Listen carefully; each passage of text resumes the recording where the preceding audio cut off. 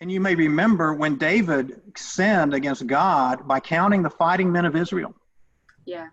That God, through the prophet, gave him a choice of three different forms of judgment: the sword, famine, or pestilence. Right? Three of the four that Ezekiel names. And you see this throughout the scriptures. So I personally, and 100% convinced, I think it's patently obvious that this is a special judgment upon the earth, upon the people of the earth, and that the lessons to be learned from God's judgments that you see throughout the scriptures are the lessons that he would have us learn now.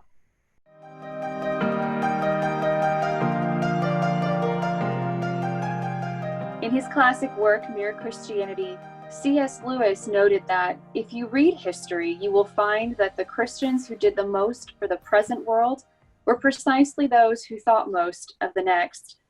Hello, and welcome to Ministry Now, a resource from the faculty at Southwestern Seminary helping you live your calling in an ever-changing ministry landscape. I'm Katie McCoy, and today we're joined by Drs. Robert Caldwell and Gregory Wills. Dr. Caldwell is a professor of church history at Southwestern, and Dr. Wills is research professor of church history and Baptist heritage, as well as director of the B.H. Carroll Center for Baptist Heritage and Mission. Gentlemen, thank you for joining us on Ministry Now. Yes, thank you. Glad to be here. Well, today we're looking back at how our forefathers and foremothers of the faith responded to pandemics and crises through the history of the church. And for most of us today, we've heard that word unprecedented so much that it's practically just in one ear and out the next. But as you both can tell us that in the history of the church, while our COVID days are unprecedented, pandemics are not anything unfamiliar to the ministry and the history of the church in its 2,000 years. In fact, it's littered with pandemics and epidemics and plagues. So we're going to discuss a few and see what we can learn. So Drs. Caldwell and Wills, are you ready? Yes. I feel like I'm giving a church history quiz now to the church history profs, that they're gonna tell me everything that they know. Dr. Wills, let's start with you. We've heard about the Spanish flu in the news, but can you tell us a little bit about the Spanish flu and the impact it had in society and in the Christian community? All right. As many people know, in 1918, the world was hit by a genuine pandemic, became known in much of the West anyway as the Spanish influenza or Spanish flu. And largely that was just an accident of history because that was also during World War I, and many nations had restrictions on what could be covered, especially when it came to bad news. And Spain was allowing coverage of this, and so it became known popularly as the Spanish flu. But it was H1N1 influenza virus, and estimates are that as many as 25% of the world's population was infected with this, and worldwide as many as 50 million deaths resulted. In the United States, again, maybe 1/4 of the population contracted it, and about 675,000 deaths ensued. And it came, people talk about two waves. It came once in the spring of 1918 and was serious, but not a massive kind of impact. But then in October and November, in the fall of 1918, it hit most of the country really hard, and it swept through fairly quickly. So it would come into a community and spread rapidly, and then 6 weeks later, 8 weeks later, it would have gone through enough of the population, and the population quarantining, whether by government order or, of course, by voluntary behavior, the virus stopped spreading. And so usually it was done within about 8 weeks. But as I said, about 675,000 total deaths in the United States. And so it had a devastating impact at every level of society. My goodness. And then tell us a little bit about, we're going to work our way chronologically backwards to some of the patristic era happenings, but tell us about the Memphis yellow fever epidemic of 1878. Right. This is one of the most devastating epidemics of yellow fever in the United States. And it didn't hit just Memphis. It hit New Orleans, Vicksburg, Norfolk, Virginia. It hit many cities very, very hard. And yellow fever had been rolling through occasionally through many of the towns, especially in the Mississippi River Valley. And the 1878 epidemic was particularly devastating. And in Memphis, it seems to have been devastating at a level that had rarely been recorded. In 1878, and in many of the cities, the large part of the population, a third of the population or more, got yellow fever, and about a third of those who got it died. A very, very high mortality rate. In Memphis, the mortality rate appears to have been closer to 50%. The city had over 40,000 residents when the yellow fever began, and about half the residents fled. And of those who remained, almost half died of yellow fever. The pastor of by the way, the Tennessee Baptist newspaper was published in Memphis. At that time, James R. Graves was the editor, Graves being one of the most influential Baptist leaders of the 19th century. Well, Graves, I can't remember the date now, in October, there's an issue that comes out that says that there's a report of yellow fever somewhere, either in Mississippi or Tennessee, and then the newspaper goes silent for 8 weeks, and there's nothing. And then it comes back, and of course, it goes silent because of the epidemic. Going back another 150 years or so, there was also in the United States the Boston smallpox epidemic. And I think some of us who are familiar with some of the early American history, we may have been a little more aware of that. But tell us about that epidemic in the Northeast. Right. Of course, smallpox being one of the most devastating pestilences that God ever visited upon the earth, and recurred periodically in various places in the United States. Last significant outbreak was actually in 1905. Interesting story in itself, but beyond our scope here today. But the 1721 smallpox epidemic in Boston is particularly interesting because of how it shows the kinds of divisions that can occur in society. Doctors were not agreed on how to treat smallpox, and some of the doctors were saying, we need to use this new procedure called vaccination. And some of the doctors are promoting it, and many of the pastors were agreeing with the doctors and urging their flocks and urging the city to listen to these doctors and to get vaccinated. Well, one of these pastors was Cotton Mather, who is one of the most famous preachers, theologians in American church history. Well, Cotton Mather received death threats and harassment for this, and had his home firebombed. There was an attempt to burn him out of his home because of this. And of course, vaccination is merely a procedure by which you spread the disease from a sick person to a well person. And it's not surprising that some people would find that not just alarming, but entirely irrational and irresponsible. And I just want to say one more thing about this, and that is, the nice thing about the 1721 is you see very clearly that evangelical believers are supporting what turned out to be the best medicine. And they didn't have all the facts then, they didn't know, but turned out to be the right medicine. Well, almost ever since, certainly since about 1870, evangelicals have been accused of being opposing the best medicine, opposing the best science. And there are even accusations that Puritan preachers opposed vaccination, smallpox vaccinations, because they believed that God brought the judgment, and anyone who tried to oppose God's judgment, therefore, is opposing God himself. And there are all kinds of misrepresentations that have come out of this, but that's a longer discussion for another day. Well, that's fascinating because you brought up the Puritan preachers. So let me ask you about this. Jonathan Edwards, and then Dr. Caldwell, we should bring you into this. You're a Jonathan Edwards scholar. He died from a smallpox vaccination, did he not? Yes, he did. He moved he moved just himself in the January of 1758 to Princeton, New Jersey, to take up the presidency of the College of New Jersey there, which later is Princeton. And there was a smallpox outbreak, and he actually was advised to get the inoculation, and then which he did, and sadly, he contracted the disease from it. The inoculations weren't, there's no code, no standard, exact way, exact science. They No knew clinical trials and all that. yes. Yeah. And so he got it, and he actually got the lesions, the pustules in his breathing, and died kind of suffocated. So in his at age 54, 50, so mid 50. Wow. So sadly. Wow.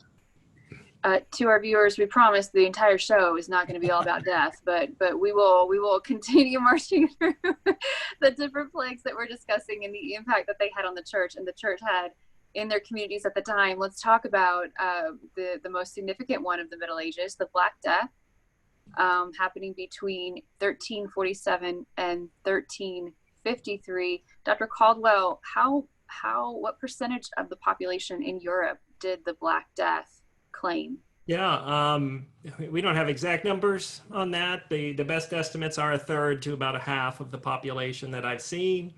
Of the population of Europe, right, died of this. I mean, that's incredibly devastating. So it came from the east, from there were merchant traders, Venetian merchant traders in the Black Sea, who were actually being besieged by a group of kind of Mongol descendants who are known as the Golden Horde. And this Mongol army actually was. It's an interesting story. They actually they got the plague. Most of them died. They pulled back the siege against these Venetian cities and outposts, merchant cities in the Black Sea. But as they were leaving, they basically took their trebuchets, loaded up the dead bodies, and lobbed them into these Venetian cities before these sailors left and came back to Europe with the disease with them. It's kind of like first example of biological warfare we know about. They didn't know what they were doing when they were lobbing these dead bodies into the cities. Thousands of Mongol soldiers. So, and anyways, it spread throughout Europe, Sicily, southern Europe, and then it spread into the north, central, and then eastern Europe over a period of about 5 years. And sadly, like I mentioned, 40 to 50% are the best estimates. There were some towns, some cities that lost 90%. Some monasteries lost 90% of the brothers that were in these monasteries. Same with nunneries as well. So just very sad. And then there were later outbreaks for the next 3 centuries. This is the thing, every decade or 2 decades, there was a smaller smaller kind of outbreak. But this is the thing about in these, our world is very different. Our generation, and maybe even going back to about the mid 20th century, we're not used to this. We have modern medicine. Before that, pandemics, epidemics, plague, disease was just part of life, and people knew how to, they got through it. They learned how to live with it, and we're kind of trying to remember these type of patterns, the spiritual instincts. So that's fascinating. So Dr. Caldwell, let me follow up on that, because at the time of the Black Death in just medieval history, it was also the time of the height of Roman Catholic influence in Europe. It was the time of, at this time point, we still had a feudal system in Europe. There was the city-states, and so the church was really kind of the constant organizing social institution. What role did the church have in leading all of these communities forward? Were they involved? Were they just focused on the spiritual, or were they involved in the community more? Yeah, it's a complicated answer to the question. You have the good, the bad, and the ugly in terms of how the church ministered. There were heroes of the faith who knew that when they were just performing their duties, administering the sacraments, where you have to be physically present, right? They knew that they might very well get the disease, and they courageously went in and performed their duties. They didn't abandon their posts, you might want to say. There were others, though, that did. There were ministers, priests, that basically fled or charged a lot of money just to go in and do a quick, you might want to say last rites or extreme unction type of ceremony on someone who's dying. Very sad stories related to that, but yeah, I mean, you can. There were both heroes and villains in the church, just like there are today. Sadly. Yes. So, yes, very true. Very true. And then last one before we move on to more pleasant topics, the Cyprian plague, and this one goes back to the patristic era, so the 200s.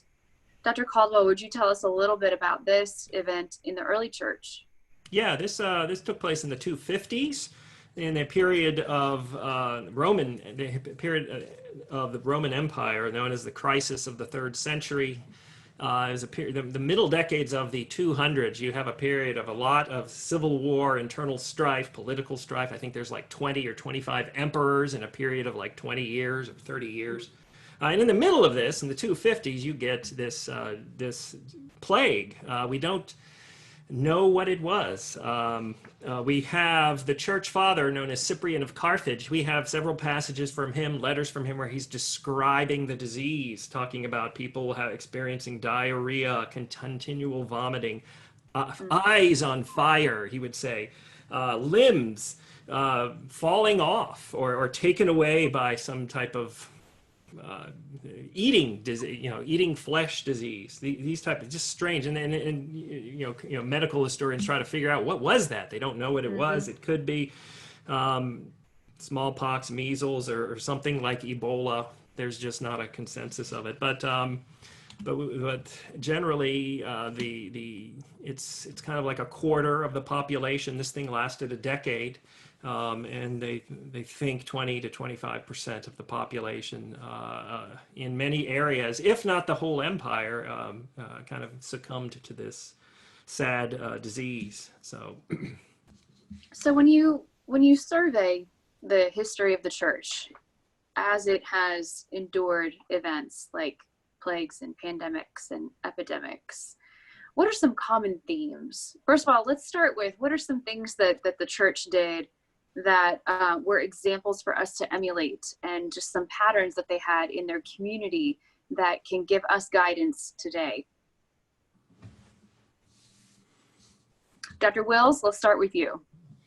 Okay. Well, one of the things that happens in these epidemics and pandemics is, with all the stress and strain, there's a lot of division, a lot of conflict, a lot of confusion, and this impacts the churches as well. And it is something that the churches have to be prepared for in order that they can try to keep the flock unified. And of course, one of the things that happens as an epidemic hits, people quarantine themselves, or they're required to quarantine by government orders, by the orders of the local public health departments, which were started with that authority because of these kinds of epidemics. But with the church not meeting, and with division and strife and confusion, offerings tend to go down or disappear entirely. And so pastors and churches and ministries can struggle and suffer on that account. In 1918, the Southern Baptist churches were in a period of special pressure upon all of their ministries, missions abroad, missions in their local communities, missions in the United States, expanding education, Christian education, expanding, meeting the needs of widows and orphans and the sick. And so there's been a lot of buildup of ministry, huge financial pressure. And in the fall of 1918, the state of Texas, for example, was undergoing a special campaign to try to meet these needs financially. And the pandemic hit right when they were making their final push for this. And the pastors made a special plea to the people, recognizing that we are under special pressure, we are under special judgment of God, but let's meet our obligations. to the Great Commission. Let's not let down the work. And Southern Baptists, including Texas Baptists, stepped up and supported all these missions and educational ministries to an extraordinary degree, and kept their pastor salaries going. Now, there were exceptions, but for the most part, the church members stepped up and did it. And you may know that in 1919, Southern Baptists started what's known as a 75 million campaign, which they almost certainly would not have done had it not been for the incredible support that church members gave to ministry and missionary efforts. That's truly remarkable. So out of all of this immediate financial need, churches found a way to move in cooperation together even more to do the work of the ministry more effectively. So Dr. Caldwell, on the flip side of that coin, what are some mistakes to avoid in the middle of a national crisis, especially particularly a health crisis like the one that we're in right now? So some mistakes to avoid. Well, what you see from these, as I read some writers and church fathers and theologians from the past who have kind of chimed in on this, when they're writing eyewitness experiences, they have basically said things like, don't flee your post. Exercise faith with wisdom, but don't abandon your responsibilities. If you're responsible for a family, your family, if you're responsible for, you might be a magistrate and you are responsible for various oversight of certain areas of a town or a city or the government, don't abandon them. Encourage yourself, strengthen yourself in the faith, and this is another thing we all can personally do. Learn to identify fear and strengthen yourself in faith and in bold faith, and stand firm and fulfill your responsibility. Luther has a sermon on this, which you can find online. Should Christians flee in a time of plague? Because in the 1520s there was another outbreak of plague, bubonic plague, that just like the Black Death. It most likely claimed his 7-month-old daughter.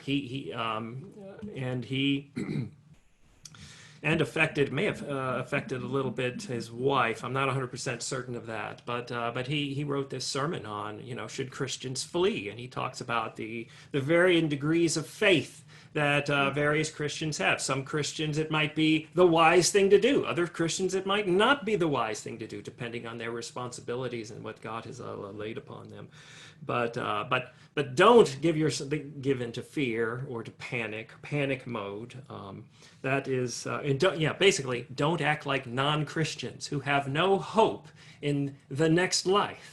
Right. This is what Cyprian and another contemporary of Cyprian talked about. They viewed that a lot of these pagans around them, generally, they would go to the temple to find solace. There were no priests, pagan priests there, because there is no hope, great hope in the afterlife there. But we, the Christians, we have this great hope in the afterlife.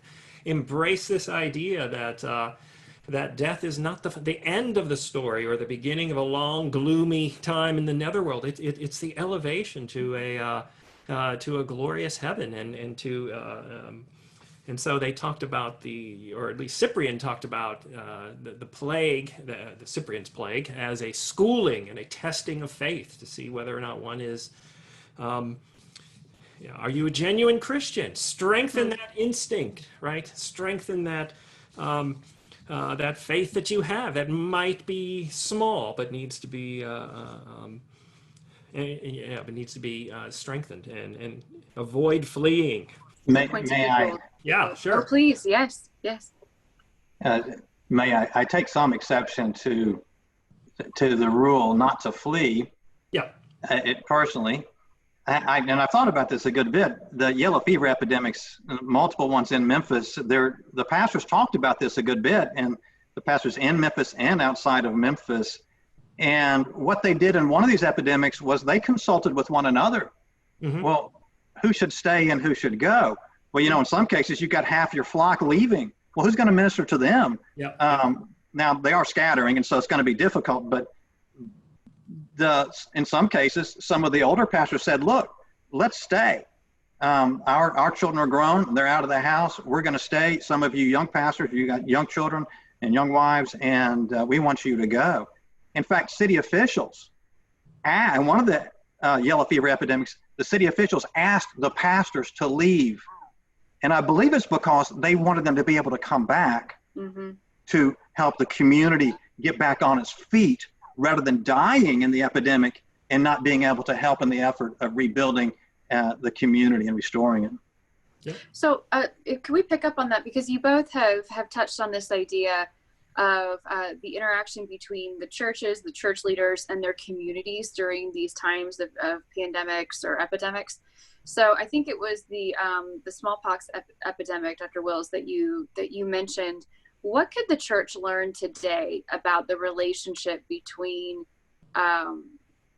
instructions from its civil leaders and then also leading the people in their flocks? Well, that's not a hot potato, is it? I know. We go for only softball questions around here. So no, I'm kidding. But if you would, please, let's dive into that, because I think there are a lot of pastors wrestling with that of how do I navigate all of the different views? Well, we have, of course, a number of obligations. Our first obligation is to God, to obey whatever He has written. And of course, if we have government leaders who impose restrictions upon us that are in clear and direct opposition to God's commands, we cannot obey that. And one of the difficulties we have here in recent months with the COVID-19 is the question, are the government orders not to meet as a church violating God's commands? Right. Now, I'll just say this, that I have not seen churches in the past concluding that such a command is in violation of God's command. I do believe that God requires His churches to gather together on the Lord's day. But I also believe that sometimes churches are providentially hindered, providentially constricted from doing that. And so we will gather as churches as soon as we are able to do so. And so the presence of an army in our midst, waging war, the presence of a pestilence, a pandemic in our midst, waging war on our health, those are the kinds of things that most Christian leaders in the past have recognized. This is a providential hindrance, a barrier that prevents us from doing what we will do once this barrier is removed. But until then, we accept this as a part of God's providential judgment upon us.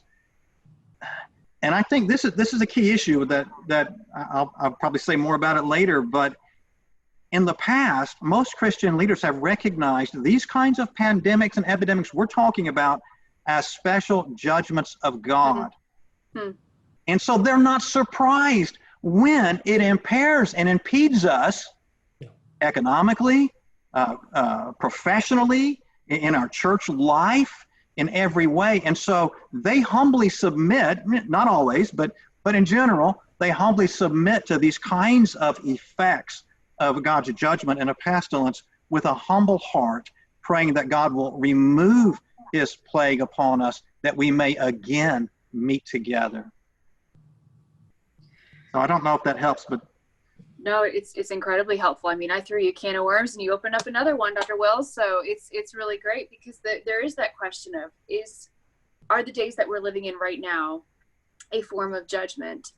And would you speak to that a little more of how do we move forward then in this pandemic, in this cultural moment that we're in right now? With this in mind, that the Lord is maybe using this entire situation to draw us back to Him. How should that change how we are the church right now? I did a word study of pestilence very early in this, March probably. It changed the way I thought about it immediately. And so I would encourage every believer just to do that. Just do a simple word search of pestilence and read through all the passages. which talk about it. And if your perspective is not in some significant way changed, I'll be surprised. Now, I could be wrong, right? I'm not inerrant, but I think the biblical teaching is quite clear that although God sends all kinds of dangers upon human life on a regular basis, right? Every day presents dangers to our lives as a part of God's judgment upon the fall. We owe a death. But there are special dangers that God brings upon communities, societies, and nations that are marks of his judgment. In Ezekiel 14, God says, with regard to Jerusalem, that I will send my 4 disastrous acts of judgment: sword, famine, wild beasts, and pestilence. And you may remember when David sinned against God by counting the fighting men of Israel. Yeah. That God, through the prophet, gave him a choice of 3 different forms of judgment: the sword, famine, or pestilence. Right? 3 of the 4 that Ezekiel names. And you see this throughout the scriptures.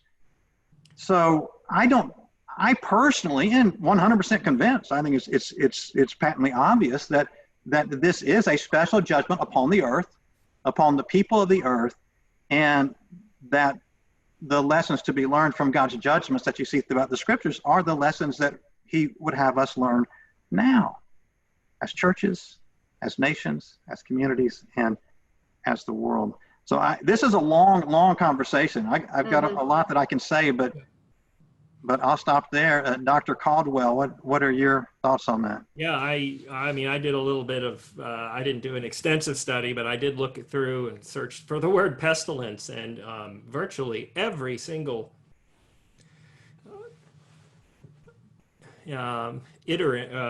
every single time it pops up in Scripture, it's dealing with the judgment of God, especially in the prophets, the major, minor prophets. Those 3, sword, famine, and pestilence, is something, things that God sends upon his people when they are sinning. So definitely, yes, it's an issue that is we can relate to and see through the prism of the judgment of God. At the same time, I was also seeing there are times when the people of God misinterpret what is the precise sin that needs to be kind of, the reason for the punishment. You have, Job's friends, right? You have John chapter 9, where, who sinned because this guy's blind? Him or his parents? And Jesus is like, neither, right?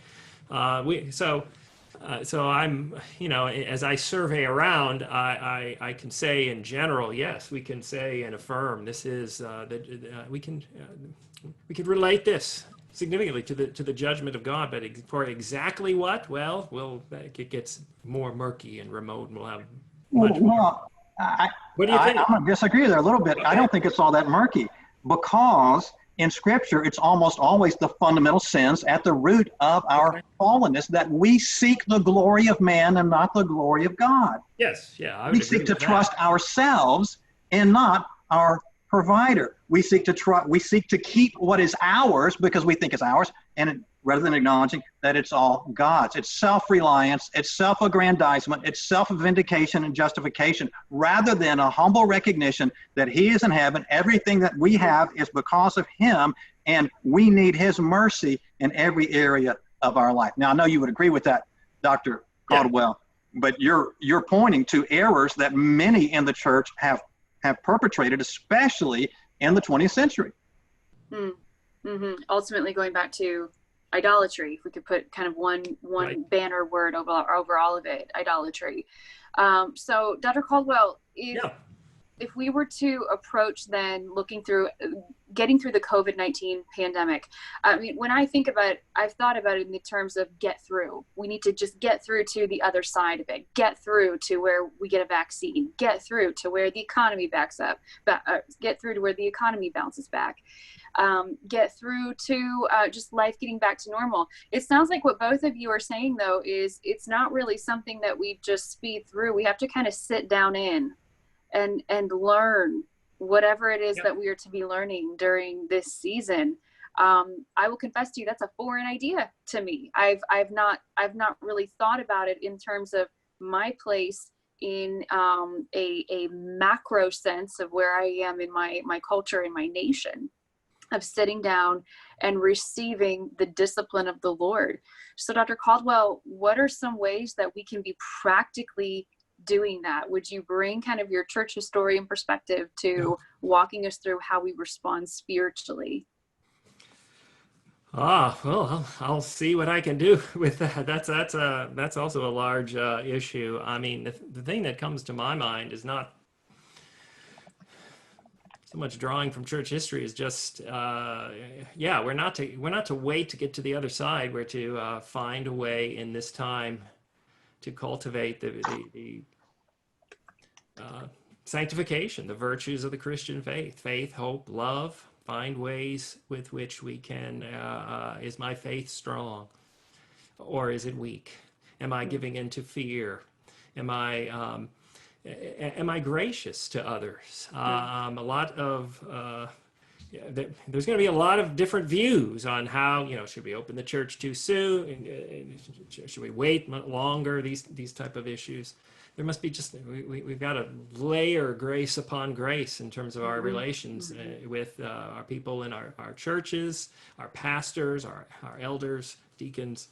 Am I growing in Christ-like love to others? What can I do to my neighbor? How can my church reach out in practical ways of loving, taking care of needs, taking care of the needs of the people in the household of faith and in those around? These are types of questions that I think will at least strengthen the people of God and strengthen the church as we wait for this to lift, if it lifts, or as we wait for the emergence of a new normal.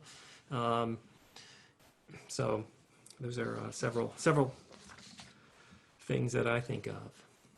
Dr. Wills, we'll wrap up with you. What words of wisdom in light of the history of the church, the days in which we find ourselves, what does truly learning in this season and sitting down in the times that God has given us, what does that look like for us today? Well, I want to make 2 points. One, it is going to be very difficult because we live in a culture that's very different than the generations for hundreds of generations. We live in a culture that doesn't have a pre-understanding that God is our creator and that we need mercy. And there have always, I know there's always been those in society who oppose all this, but still there was this canopy of presupposition that God created all things and we owe obedience to him, that he is holy and we're not. I mean, that's fundamental to almost all worldviews for 2,000 years anyway, until Darwin started impacting the worldview, not just philosophy, but also the church. And so many of the churches, not just liberal churches, mainline churches, but even evangelical churches have been influenced by this in many ways. And so that our first response is to view the world as, well, it's just the natural order. It's just cause and effect. Even though we know theologically that God is in control of all of it, yet still it doesn't seem to penetrate into the way we really think about the world, the natural order. And then as a special instance of that, our government leaders, therefore, don't call us to humble ourselves. There was, for many, many centuries, Christian leaders, no matter how rude and vicious they were in so many ways, when their nation got hit with calamity, they still recognized that somehow God is doing this and somehow we need God to get out of it. And so they would often call their people to fast, to humble themselves, and to pray, and just as Nineveh did, right? When Jonah went. In 1832, there was a cholera outbreak in Boston. And the governor invited the people of Massachusetts to pray fervently to God through faith in his blessed Son for his grace to pardon and his compassion to spare and bless our people, that in his infinite goodness, he would arrest the progress of his destroying angel among us and deliver the places that are now being visited with this mortal disease, this scourge of pestilence.